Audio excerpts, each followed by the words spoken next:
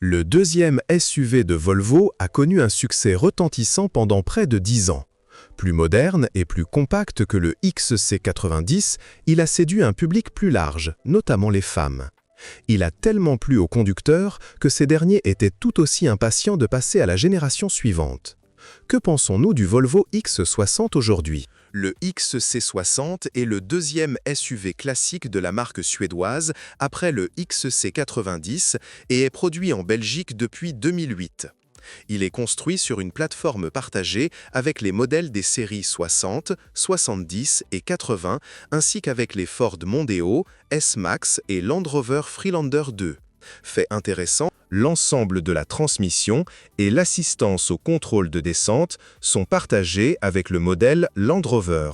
Le nouveau SUV de Volvo a été présenté comme un véhicule résolument moderne, axé sur le confort et la sécurité et doté d'un équipement complet intégrant les dernières technologies de sécurité active. Parmi celles-ci figuraient le freinage d'urgence et le freinage automatique d'urgence depuis le restylage de 2013, deux systèmes qui avaient suscité la controverse. Si cette fonctionnalité n'a plus rien d'étonnant aujourd'hui, elle avait pourtant fait grand bruit il y a 15 ans. Volvo avait bien sûr encore beaucoup à offrir, notamment après le restylage. La liste des équipements comprenait désormais des phares directionnels, des feux de route automatiques, l'assistance à la remorque, la surveillance des angles morts et l'aide au stationnement. Lors de la présentation du XC60 restylé, Thomas Broberg, conseiller principal en sécurité chez Volvo Car Group, avait déclaré en 2013 que d'ici 2020, aucun accident de la route ne décéderait au volant d'une Volvo neuve. Il doit être confortable et sûr. Le Volvo XC60 mesure 463 cm de long, ce qui le rend nettement plus court que le XC90, mais aussi que le XC70 de la même période. Son empattement est également plus court, à 277 cm. En termes de dimension, le XC60 est comparable, exception faite de sa hauteur, aux modèles S60 et V60. L'espace intérieur est sensiblement le même. Le coffre offre une capacité de 495 litres.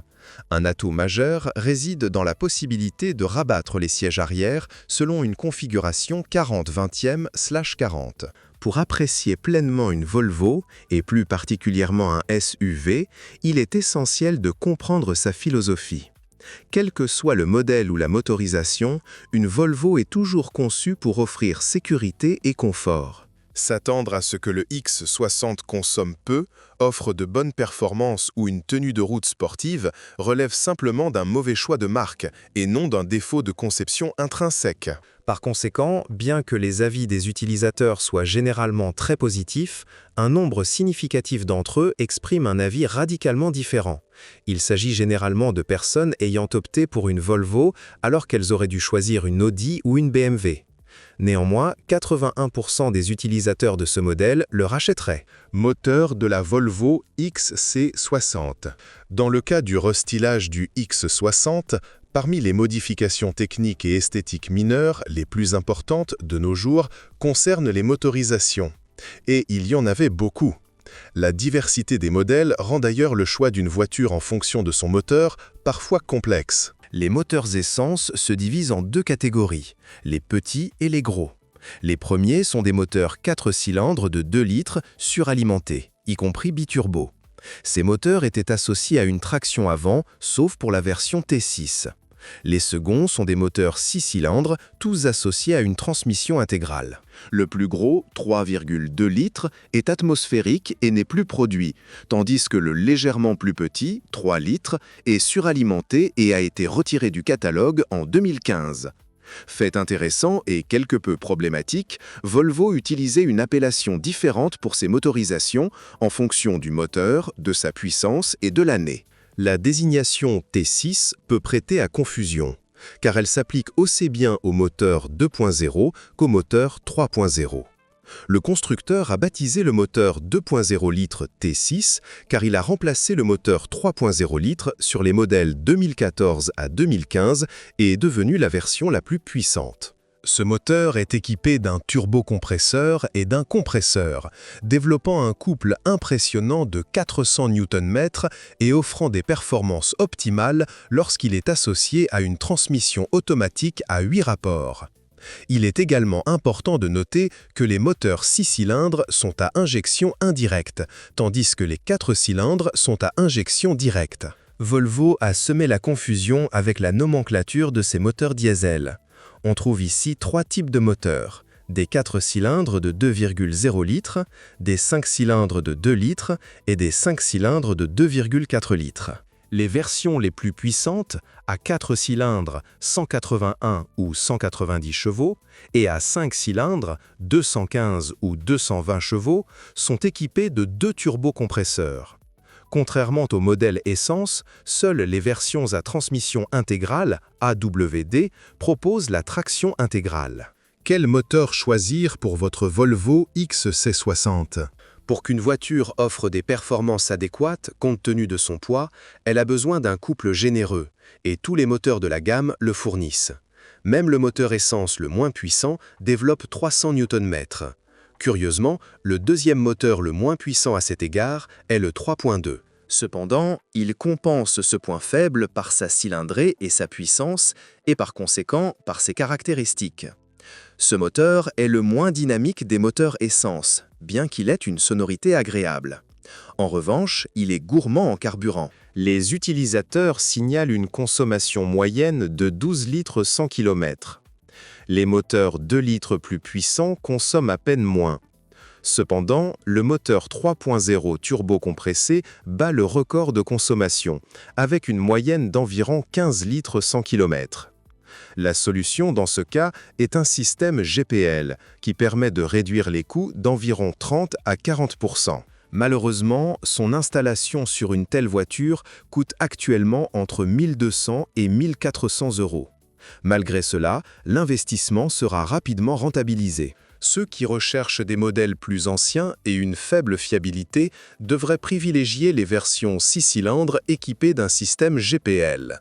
Bien que l'entretien de ces moteurs soit coûteux, notamment le remplacement de la chaîne de distribution, la réduction des pannes et leur fiabilité constituent un atout majeur. Le 3.2 atmosphérique est plus facile à entretenir et potentiellement moins sujet aux pannes. En effet, si le 3.0 est également apprécié pour sa fiabilité, le turbocompresseur, Twin Scroll, complexifie l'entretien et représente une pièce supplémentaire à réparer. Les moteurs essence 2 litres jouissent d'une bonne réputation, mais les T5 et T6, conformes à la norme Euro 6, privilégient les émissions polluantes. Ceci engendre des problèmes au niveau du système d'échappement, ainsi qu'une accumulation de carbone dans l'admission et le moteur lui-même. Ces moteurs nécessitent un entretien très rigoureux et une intervention rapide en cas de dysfonctionnement.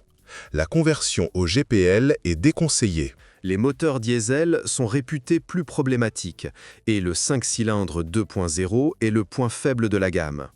Il souffre même de fissures au niveau du bloc moteur. Il est préférable d'éviter cette version. Le choix entre le 4 cylindres 2.0 et le 5 cylindres 2.4 dépend de l'année, de l'état et du kilométrage. Les moteurs de plus grosse cylindrée sont considérés comme plus robustes, mais ils présentent aussi davantage de problèmes. Les capteurs sont capricieux. Les moins problématiques sont ceux fabriqués avant 2010, qui répondent à la norme Euro 4. Sur les modèles plus récents, le filtre à particules, FAP, est une cause fréquente de panne. Du fait de sa faible puissance et de ses caractéristiques typiques d'un diesel, il est préférable d'opter pour les versions développant environ 180 à 190 chevaux pour un plaisir de conduite dynamique.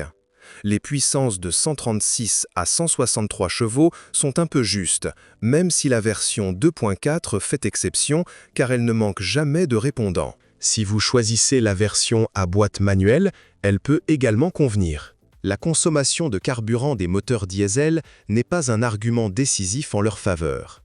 Les petits moteurs de 2 litres consomment environ 7 litres au 100 km, tandis que les moteurs de 2,4 litres consomment environ 8 à 9 litres au 100 km. Compte tenu du prix plus élevé du diesel et du risque accru de panne, les seuls facteurs qui plaident en faveur d'un moteur diesel sont l'état technique du véhicule et son prix. Ou bien, il s'agit tout simplement d'une question de préférence personnelle. Les moteurs diesel se caractérisent par un couple élevé, la plupart d'au moins 400 Nm, ce qui explique leur usure plus rapide lorsqu'ils sont associés à une boîte automatique, contrairement aux moteurs essence. Malheureusement, malgré l'âge du véhicule, les pannes de boîte automatique sont relativement fréquentes. Cependant, à mon avis, il n'est pas nécessaire de s'en inquiéter outre mesure et de se précipiter sur une boîte manuelle. Le remplacement du volant bimasse et de l'embrayage d'une boîte manuelle peut s'avérer tout aussi problématique et souvent plus coûteux que la réparation d'une boîte automatique. Si les embrayages sont désormais disponibles en dehors des centres de service agréés, les volants bimasse restent une source de problèmes. En résumé, les moteurs à essence sont manifestement moins problématiques. Plus ils sont simples, mieux c'est. Les plus simples sont le 2.0 avec un seul turbocompresseur et le 3.2. C'est similaire pour les diesels, mais je préfère suivre la règle selon laquelle plus ils sont récents, années de production, plus les coûts et le risque de panne sont élevés. Évitez le 2.05 cylindres. Quelles sont les pannes courantes sur la Volvo XC60 ?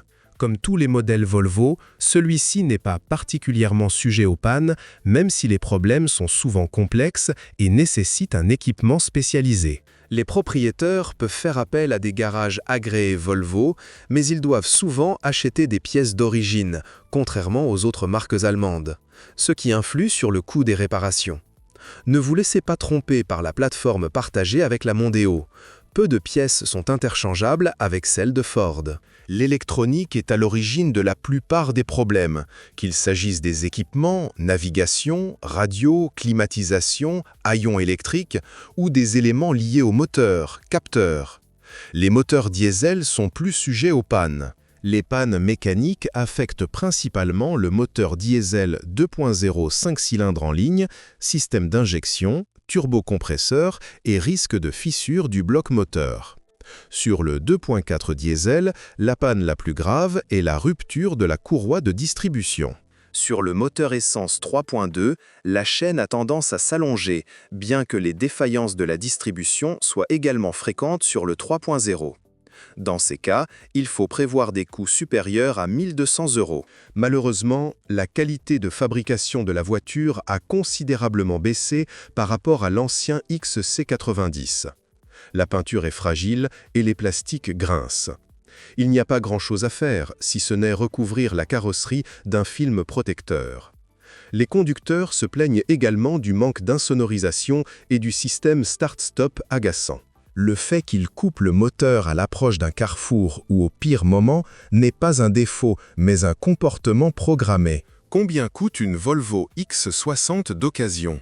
Le marché de l'occasion pour les XC60 en Pologne est immense, compte tenu du prix de ce modèle.